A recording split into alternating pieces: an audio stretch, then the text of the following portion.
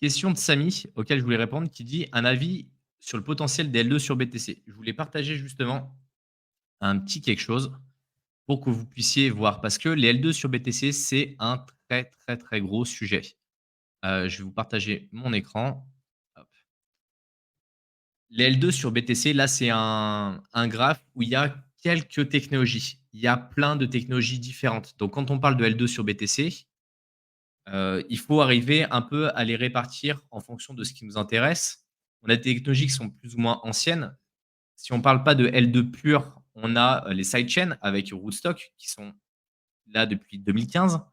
Après, on a des choses qui sont un peu plus étoffées comme Stacks en L2 qu'on connaît, assez bien, et on a des choses qui sont plus récentes comme la Merlin Chain, par exemple. Tout ça, c'est intéressant, il y a plein de technos, mais là, la dernière fois que j'ai pris un graphique, il y en avait 85 de ces technos-là qui étaient sortis. Ce que j'en ai fait, quand je l'ai analysé, je me suis aperçu que oui, il y avait plein de technos qui étaient en train d'être développés. Il y a des papiers qui sont sortis comme par exemple BitVM, le fait d'apporter des smart contracts sur la blockchain Bitcoin de manière native, avec certaines limitations quand vous lisez le white paper. Et vous avez des personnes qui se disent: «OK, on va builder des projets qui seront complètement compatibles EVM pour faire tourner des applis et des interfaces qui vont être énormes». D'un côté, il y a un intérêt parce que, bah, le réseau Bitcoin est ce qu'il est, il est vraiment solide. À côté, on a des, des channels comme le Lightning Network qui existe depuis super longtemps, qui sont très peu utilisés parce que, bah, c'est bien de pouvoir faire un échange pair à pair pour très peu cher, mais faut-il encore qu'il y ait des capitaux qui soient bloqués, à ces endroits-là. Donc je suis assez mitigé. Oui, c'est intéressant qu'il y ait cette technologie qui se développe, mais aujourd'hui, on en est encore trop loin pour avoir des applications qui sont vraiment concrètes. Et quand vous voyez les fake volumes qu'il y a dessus, c'est juste hallucinant. Vous prenez des plateformes qui sont des fois avec une TVL de plusieurs centaines de millions, vous allez sur la plateforme, il y a clairement pas sur plusieurs centaines de millions. Vous avez 3 pauvres coins qui se courent après. Vous avez, je sais pas, peut-être 50 000 $ qui sont bloqués dessus, et après c'est que du faux volume. Donc faites très attention à ça. Il y a plein de projets qui sont en train de se développer, il y a plein de technos qui évoluent. Ce qui est intéressant, c'est de voir tous les papiers qui sont écrits sur le sujet, toutes les recherches qui sont émises pour faire évoluer les choses sur le long terme. BitVM a été une avancée assez intéressante. Il y a la V2 qui est sortie il y a pas longtemps, dont j'ai pas encore eu le temps de lire le white paper, mais il y a également toutes les problématiques que ça apporte. Quand on voit ce qui s'est passé sur Ethereum avec la congestion du réseau, est-ce que vous voulez qu'il y ait cette congestion du réseau sur Bitcoin? Et c'est aussi pour ça qu'ils se sont dit: «OK, le Bitcoin, il a été designé avec le langage script. Il y a certaines fonctionnalités qui ont été désactivées pour éviter des problèmes de sécurité. On a vraiment restreint l'utilité à de l'échange pair à pair. En utilisant certaines fonctionnalités et en les manipulant un petit peu, on peut travailler des instructions. Sauf que si on fait exécuter ces instructions directement au sein de la blockchain Bitcoin, on se retrouve avec les mêmes problématiques Ethereum. Donc, on va détacher cette partie calcul. C'est là où il faut rentrer un peu dans les blockchains monétiques et modulaires. Ceux qui ne maîtrisent pas, je vous invite vraiment à vous former, vous verrez, c'est très intéressant. Et les Layer 2, c'est un peu une couche comme ça qui vient s'agrémenter dessus avec différentes technologies. J'ai vu passer Citrea tout à l'heure de chez Chainway avec la ZK EVM. Bah, c'est pareil, c'est des technologies qui sont en cours de développement. Il y a des choses qui sont intéressantes. Souvent, il y a des papiers qui sont écrits, et quand on va tester les écosystèmes, ils sont hyper pauvres, ils sont pas très intéressants. Parce qu'ils sont tout nouveaux, je leur jette pas la pierre. Mais aujourd'hui, pour moi, il y a beaucoup, beaucoup d'écosystèmes pour peu de choses réellement apporter. Je préférais qu'il y ait moins d'écosystèmes et qu'ils buildent plus. Et qu'ils se focalisent réellement sur quelque chose qui peut apporter de la valeur et pas vouloir juste coller un AV sur la blockchain Bitcoin. Et c'est un peu ce que je reproche aujourd'hui aux plateformes qui sont dessus. Un bon indicateur, c'est quand on voit le nom du token suivi de Army. Ce sont soit en souffrance, soit ils vont l'être. En général, oui, il a pas tort. Vous êtes bienveillant et grâce à vous, j'ai pu bien orienter des personnes autour de moi vers vous et aujourd'hui, ils sont bien formés et grâce à vous et à la qualité de votre contenu.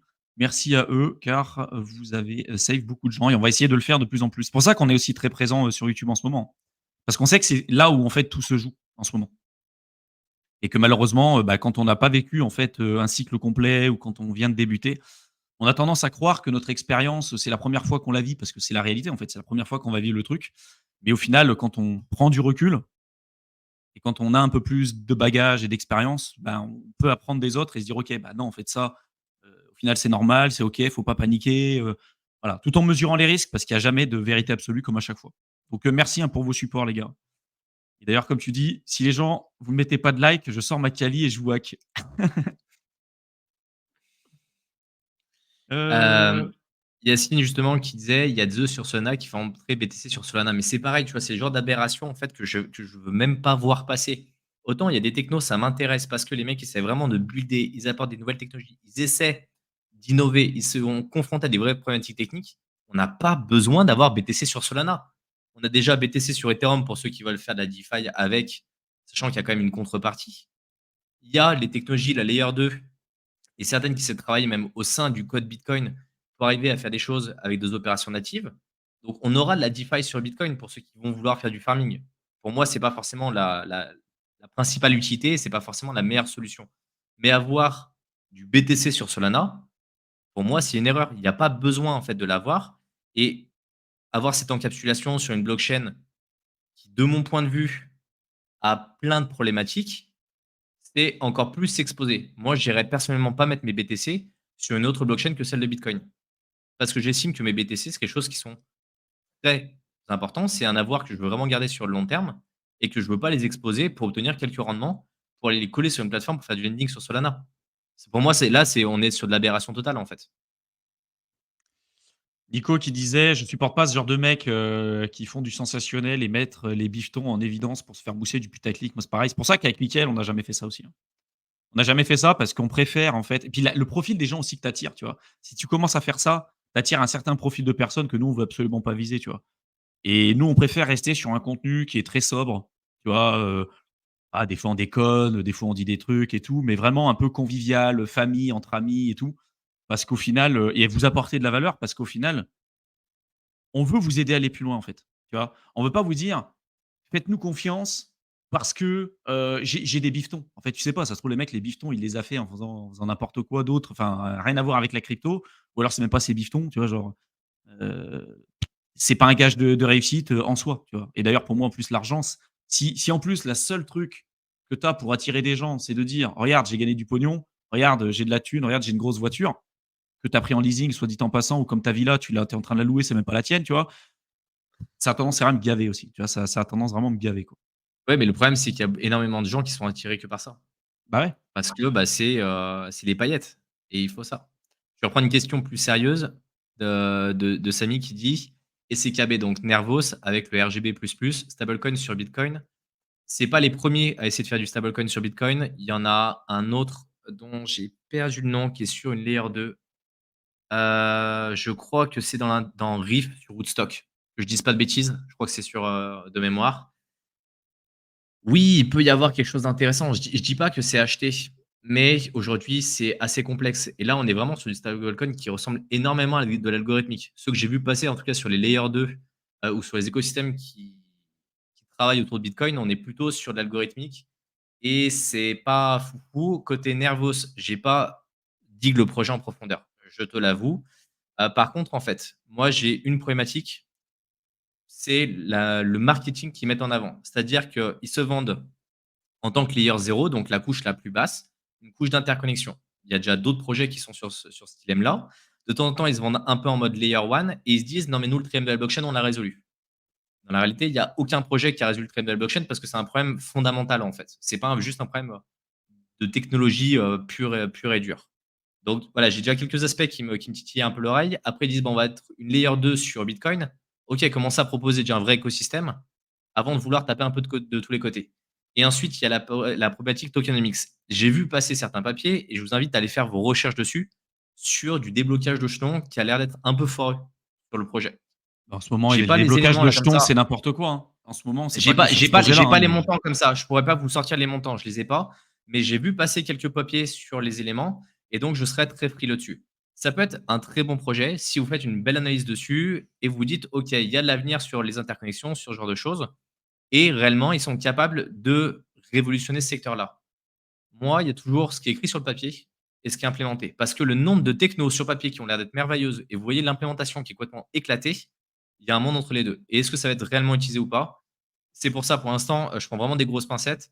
Après, comme je dis, je suis pas, j'ai pas analysé en profondeur le projet. J'ai lu quelques papiers dessus, j'ai regardé un peu globalement ce que c'était, mais j'ai pas fait une analyse fondamentale dessus. Donc s'il y en a qui l'ont fait, je suis prêt à avoir des retours avec grand plaisir.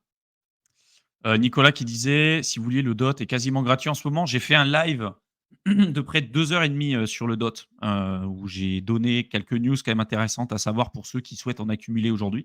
Donc n'hésitez pas à y jeter un coup d'œil dans la playlist live, hein. Kaiser qui dit, Ah, heu bah, Dylan, je pense que c'était pour le CKB qui dit fondamental. Ah ouais, bah, vas-y, vas-y. pardon.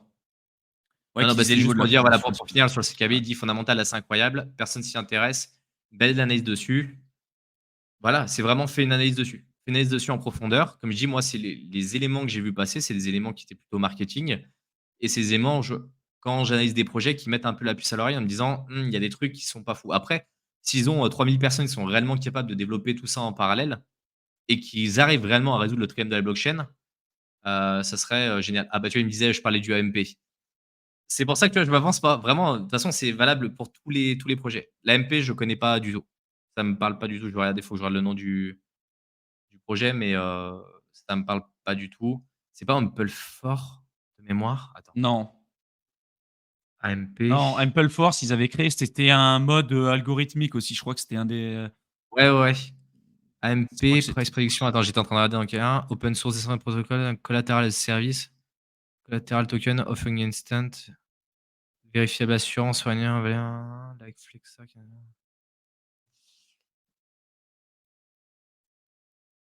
Ouais, non, alors, Ampera, c'est. J'ai vu passer le nom sur le côté. à Connais pas creuser, du tout. Ouais, à creuser. à creuser parce que là, je connais pas du tout. Vraiment, tu vois, là, je découvre en même temps donc mais ouais, Et Kaiser à qui dit: «Le creuser. niveau de la formation et le suivi est quand même bien plus élevé que vos lives», c'est une évidence. C'est une évidence.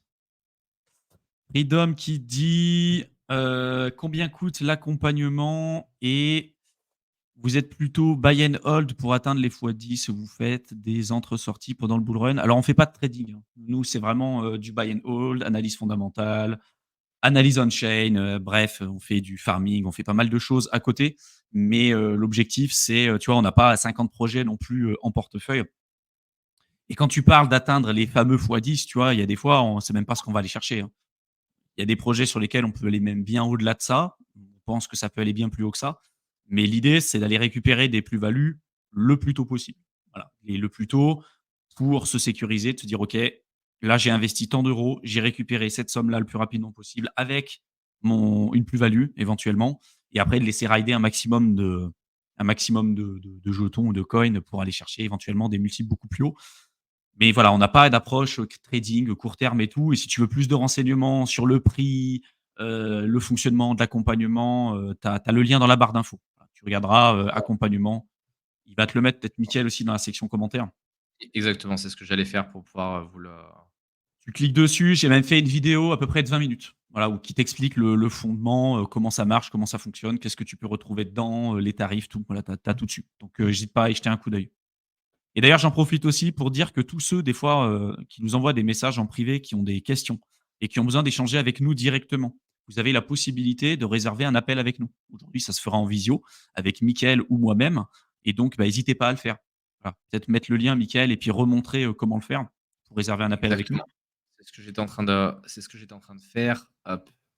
L'idée, c'est de ces échanges-là, c'est de pouvoir mieux comprendre votre situation, vos blocages, ce que vous avez fait, où est-ce que vous vous situez aujourd'hui et voir comment on peut faire pour vous accompagner à aller plus loin. Est-ce qu'on va vous rediriger plutôt vers le programme crypto investisseur, vers le programme d'accompagnement, les 2, ou la création peut-être de quelque chose sur mesure uniquement pour vous?